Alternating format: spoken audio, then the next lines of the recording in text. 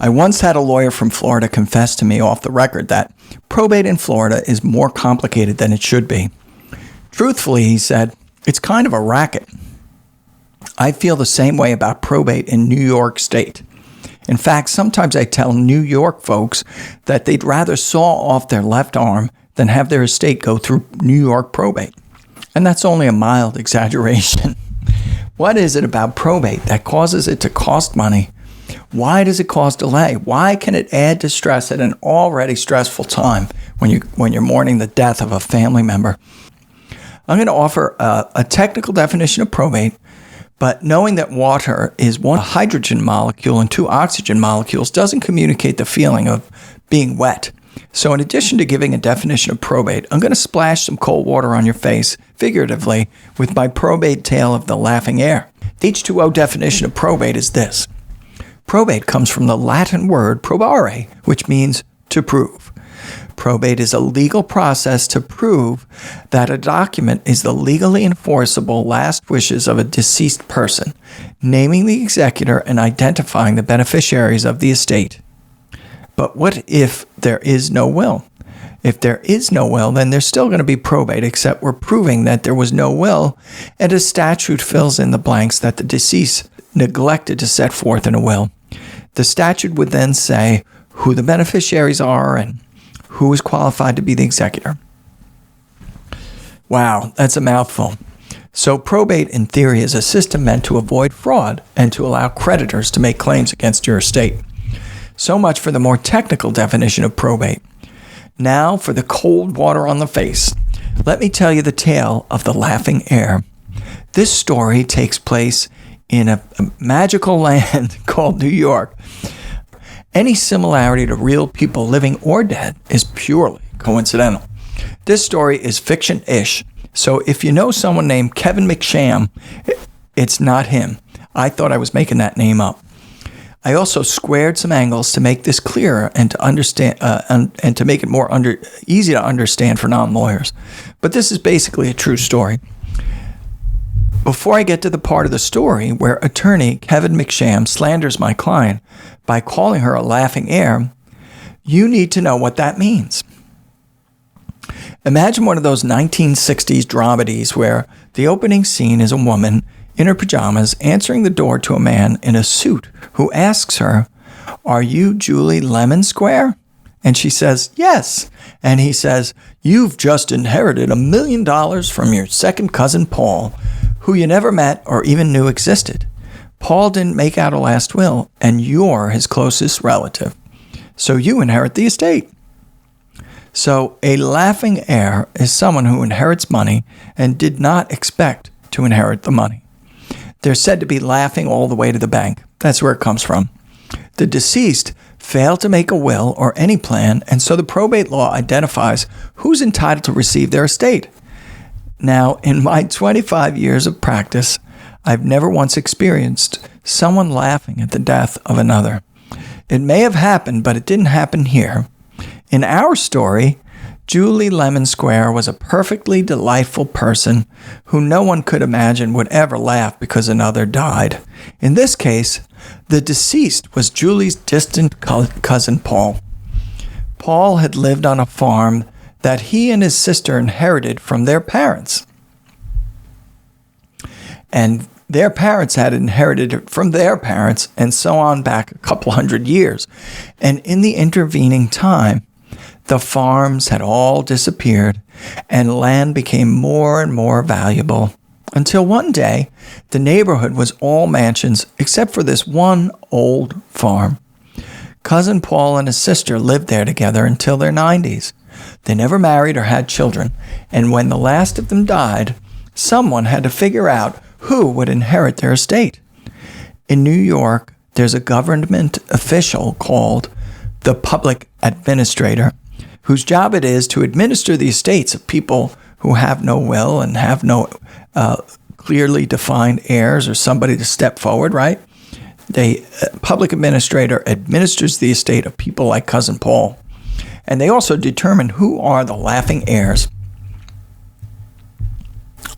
and what would become of the inheritance if there was no laughing heir. Well, In New York, the law starts from the closest relatives being entitled. In New York, they're called distributees. And if there are no nearer relatives, the law looks all the way to see if there are any cousins, first cousins, once removed through a grandparent. That's as far back as they go. And if there are none, then the money goes to the state of New York. The legal term for when money defaults to the state is called escheat. If you want to know how to spell the word escheat, just add the letters ES as in extra sad to the word cheat, as in you got cheated. But is it that simple? How does the state determine there are no laughing heirs? What's the process? In my description, it sounds kind of like an auction. Going once, going twice. Okay, there's no heirs. Here's a check to the state of New York for $1 million. And now we reduce everyone's taxes by 1/10 of a half of a penny. The state of New York is not laughing, but thanks you, Cousin Paul, for your family's inheritance. Well, it's not like that. Before the state of New York gets the money, we have to pay the public administrator and the public administrator's lawyer and the proof of heirship company and a host of other what they call costs and disbursements. You can imagine being part of this gang of costs and disbursements can be quite lucrative. And even better, no one ever checks what you're doing. The deceased person, well, they're deceased, and everyone else touching that estate is getting a piece of the action. That may sound cynical, but having dealt with this system, I can tell you it's a real thing. If you listened to my last podcast, you learned that I had a law practice in New York with my dad, and one day I decided to move my family to Maine. Well, one day, after I moved my family to Maine, I got a call from Joe back in New York.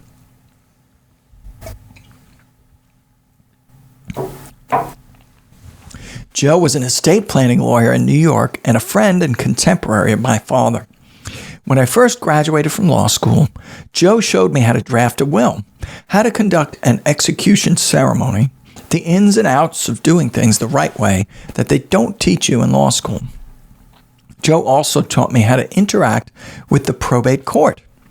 When you hear the word court, you're probably thinking judge. And yes, there is a judge of probate, but there are also clerks, and the clerks rule the roost. Before you get anywhere near a judge, you have to get past the clerks. The clerks heard the phrase public servant, and they heard it to mean the public who serve us. My father told me a story about how he was filing divorce papers with the clerks in Brooklyn when he first started out. This was a long time ago, and I'm sure things are quite a bit different now. But in his experience, when he first went there, the clerks kept rejecting the divorce papers that he was filing, or he would return and they would tell him that the divorce papers were lost. And an older, wiser lawyer saw him having frustration one day, and the lawyer asked my father if my father followed Rule 10 when filing his papers. My father asked, "What's Rule 10?" "Well, you give the clerks $10 to make sure the papers are all correct." When Joe first took me under his wing, he was near retirement, and I was basically a kid, a brand new lawyer. He had an office in his house. He showed me how to put together wills, how to bill for my time, and what questions to ask. And he did all this while wearing an apron over a pinstripe suit and silk tie. Because in between taking client phone calls and noting his time in meticulous script on client folders, he was making Lulu Locke's cheesecake recipe for his family for an upcoming holiday. Joe was Italian, and like many Italian fathers, he cooked and baked. Like my own father, above the mantel in Joe's office was a mounted buck that he shot, and around that were portraits of his children. Despite the smooth, calming tone of Joe's voice and his meticulous appearance, Joe was built like a bull. I think he was a boxer when he was a kid. Joe ended every phone conversation with the words, "Have a nice day," and sounded like he meant it. But it was also his way of politely getting off the phone when he was busy. It may have been substituted with the words, "end of transmission." Well, fast forward to 11 years later, Joe called me on the phone and said he had a case for me. I know that he could easily have handled this work himself, but I suspect he was concerned about me. I had moved to Maine, and one cannot move one's law practice. He must have suspected that my income took a big hit when we moved. Who knows what my father was telling Joe at their regular lunches, but Joe didn't say that. He never criticized me, even when it's clear in hindsight that criticism may have been justified. Instead, Joe told me that I was the only one he would trust with a very dear friend of his, a client whose family came from the old neighborhood. And I was such a bright and capable attorney that he thought of me immediately. Needless to say, I was extremely grateful for the work. The client's name was Julie Lemonsquare. She had married into the old neighborhood through her husband. Julie and her husband retired to Florida, so she was fine with the fact that all of our interactions would be by telephone and mail. The case was in New York, I was in Maine, and Julie was in Florida. This was before the age of Zoom, and back then most clients were not comfortable hiring you unless you had met them in person. So this was a rare opportunity. What would I have to do? Well, practically nothing. You see, Julie got a letter from one of those heir finding services. For those unfamiliar with this practice, there are companies that specialize in documenting ancestry. Back then, there was no 23andMe or Ancestry.com. There were only these companies, mostly run by Mormons, who researched heirship for probate court. They had contacts in all the probate courts. This was before the court dockets could be viewed online. If someone died and there were no known relatives, these companies got word of it first. Even though the notice of a probate was also published in the newspaper in tiny print, in such giants of the newspaper world as, the Bay Ridge Caller or the Jones Beach Register or something like that, somehow the second cousins once removed never read them. When a juicy estate popped up, these nice folks would research and find and then contact the heir, or the distributee as New York calls them. So, Julie Lemonsquare got a letter from the proof of heirship company saying basically, sign the enclosed contract giving us half your inheritance and we'll tell you how to get the money. The clear implication of the letter was that if Julie wanted to get something rather than nothing, she'd better sign the contract. But Julie did not sign the contract. Instead, she called Joe in New York, and Joe called me. You see, Julie didn't need any proof of heirship company to help find her father's cousin Paul. She knew who he was. Even though they weren't that close, she knew of Paul's passing, and she was saddened by it. She had memories of visiting his little farmstead as a young child. The deceased cousin Paul was a domiciliary of Peconic County, New York, when he died. Domiciliary just means where you live, and that determines which court had jurisdiction over your estate after you die. The probate court of Peconic County had jurisdiction over cousin Paul's estate. Well, I had never practiced in Peconic County before when I lived in New York. My former home turf was Richmond County, and Richmond County is also called Staten Island. But whether you lived in Richmond County or were working from your office in Maine or even Florida, why should it matter? There were certain facts, and the law applied to those facts, and the results should be expeditious and universal. You notice I'm laughing, right? All I had to do was make a formal appearance in the proceeding, prove Julie's relationship, and whoever was in charge of this estate, the public administrator in this case, would have to cut Julie a check for her share of Paul's estate. Or so you'd think.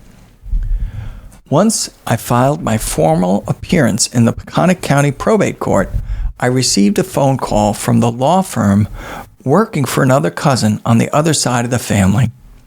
Coincidentally, they also represented the proof of heirship company. The lawyer working on the case was the venerable and esteemed Kevin McSham, Esquire. Kevin was an older professorly type who said, in not so many words, that famous tough guy phrase, "Do you know who I am?" I said, "Yes, of course, Mr. McSham.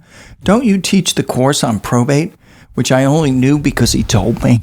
"And Mr. McSham, weren't you the chief counsel to the Peconic County probate judge for many, many years before you retired and joined that big, prestigious pillar of Peconic County jurisprudence, the law firm of Cabal and Associates?" Which I also only knew because he just told me. "Why, yes, son, I'm the very same Kevin McSham, and I know so much about probate. In fact, I've forgotten more than you will ever know. And because of that, I know something you don't know." "Oh, really, Mr. McSham? What's that?" "This is a very complicated case. I'm sure you don't realize, Jess," he called me Jess, "because you do not regularly practice probate law, and you don't practice in Peconic County." I had done a ton of probate work in New York, so that wasn't true. But Kevin went on, "I'm going to do you a favor and help you out." "Oh, thank you, Mr. McSham. I really appreciate you taking an interest in me." "Yes, indeed. And Jess, it is extremely difficult to prove these kinds of cases. If you take this on, the estate may escheat to the state of New York. Your client will get nothing, and you will probably get sued for malpractice. The public administrator will still get a commission, of course, because he's administering the estate for the state of New York. But I'm afraid you and your client, Julie, will get nothing. This case is extremely complicated and difficult. It takes hours and hours of work and costs thousands and thousands of dollars to prove. Julie's case is not easy to prove." "That sounds terrible, Mr. McSham. How can I avoid that awful fate?" "Well, I'm glad you asked. There's another way. Your client's in luck because we represent the cousin on the other side of the family. Your client can hire us too, but if she doesn't retain our law firm, her claim will likely fail." I thanked Attorney McSham for reaching out to me, and I told him I would call my client right away. As the only remaining cousin on her side of the family, Julie was entitled to half the estate. So even though McSham's firm represented the cousin on the other side of the family, if McSham's firm represented Julie as well, he'd be doubling his fee. Fortunately for me, I knew that what Mr. McSham said was not true. This was not a difficult case to prove. In fact, I knew after 10 minutes talking to Julie on the phone that the case was already proved. How did I know that? Because the proof of heirship company would not have contacted her unless they had already proved her relationship.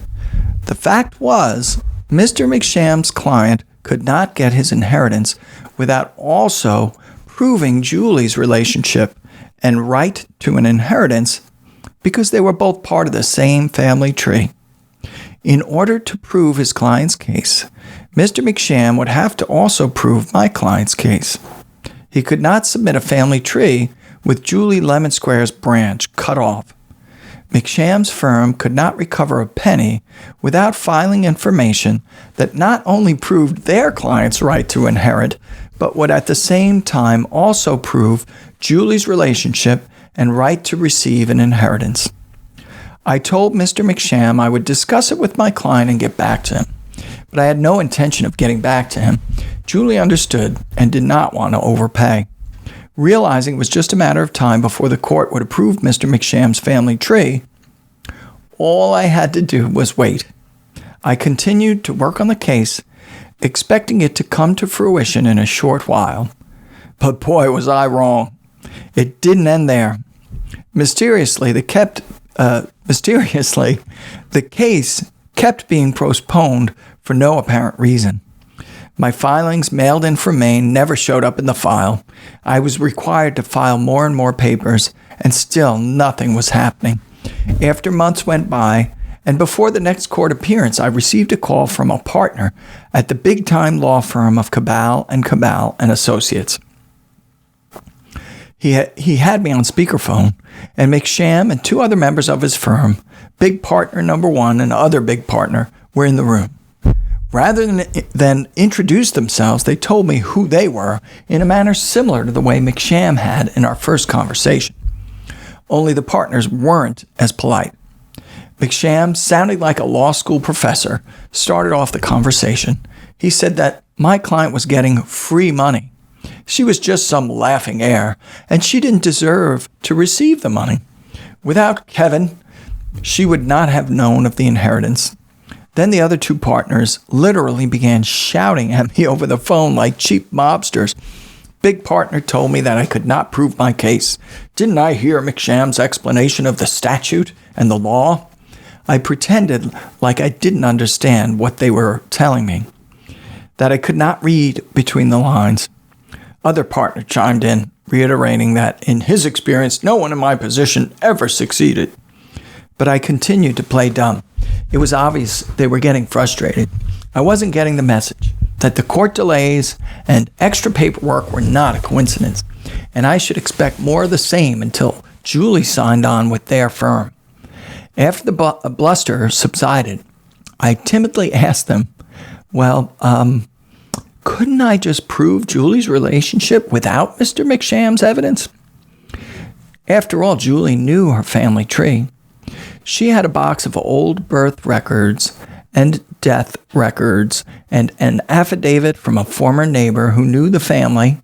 Maybe she didn't need McSham's proof, but he had an answer for that too. McSham replied that in the statute and in the case law, there's no bright line standard for what evidence is sufficient to prove a relationship between Julie and the cousin, Paul. The court gets to decide what is enough proof, and in my professional opinion, whatever Julie has in her box of family mementos is just not good enough. No, Jess, her case will fail. I said, I'd have to give it a try anyway. Kevin said, didn't you hear me? Your evidence is not enough. Then I said, surely added to the proof you're going to submit, Julie's evidence will be enough to prove her claim. This set them off. Big partner cut in and said, that's not going to happen. He spelled it out for me. He said that if my client didn't sign on with his firm, then they would deliberately throw the case.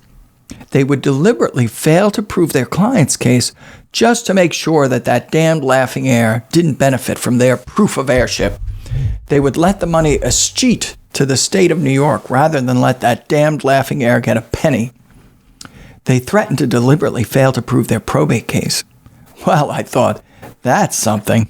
I'd seen a lot of crazy stuff in my practice, but this was a new one. Could they do that? How would they possibly get away with it? Remember that word, escheat? What did I tell you the ES in the word escheat stood for?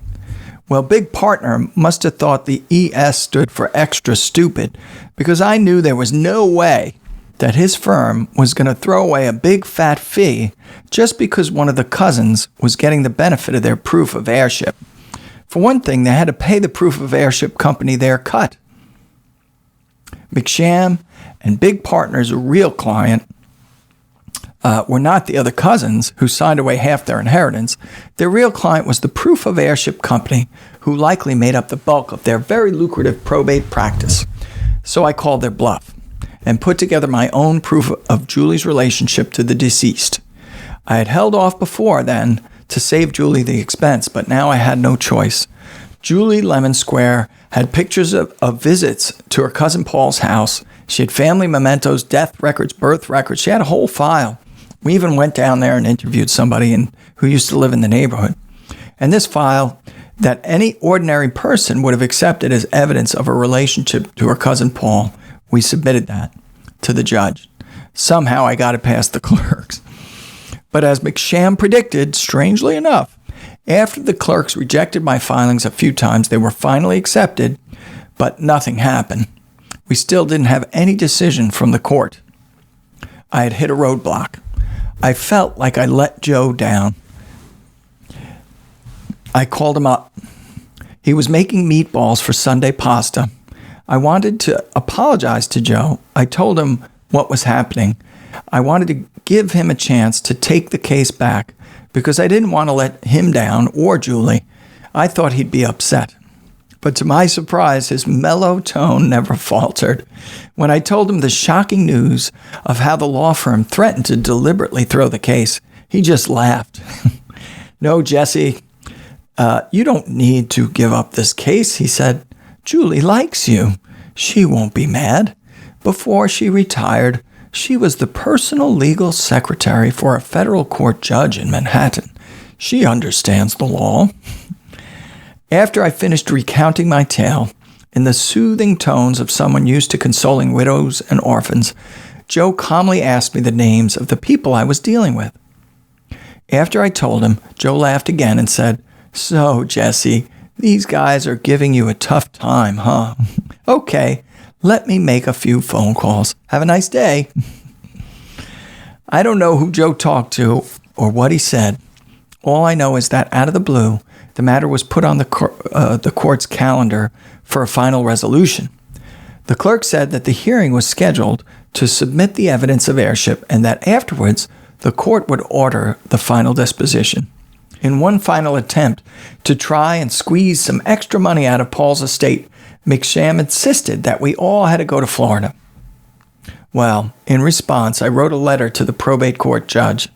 I called the inquest an anachronism.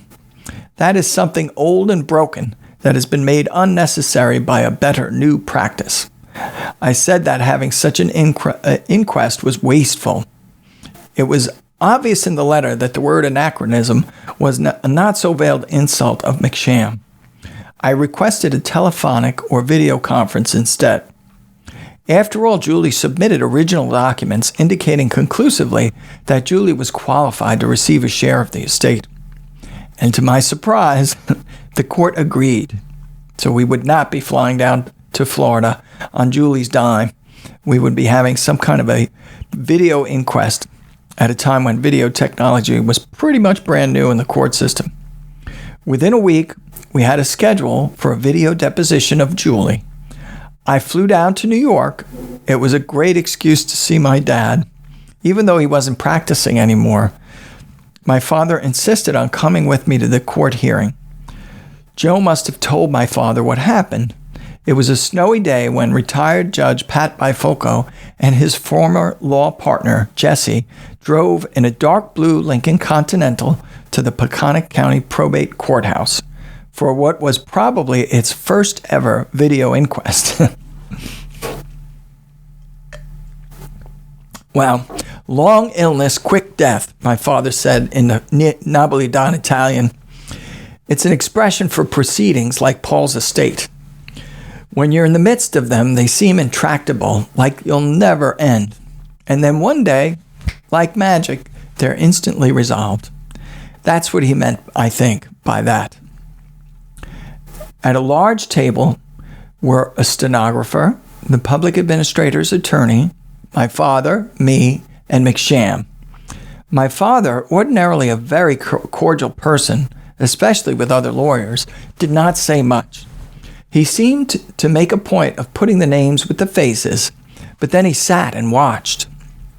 And there, finally, before those assembled, McSham revealed his evidence of heirship. He took out this big book, and its big long pages folded out. The Proof of Heirship Company had compiled what looked like 3 Bibles worth of family tree evidence. The Proof of Heirship was an elongated book that, when opened, had pages of family tree diagrams. The whole thing took about 30 minutes once they finally got the technology to work, which it never really did. The court's technology was terrible. Julie was blurry and the sound was bad, but they made her swear that she was a relative of Paul and recite her family tree. After the hearing, as we drove out of the parking lot, we saw McSham walking on the snowy sidewalk with his unwieldy box full of heirship evidence. It was a cold day and his arms were full, so I decided to pull over and ask him if he wanted to ride back to his office. It was the kind of thing my mom would have me do. I rolled up alongside him and lowered the window of the Lincoln, and a strange thing happened.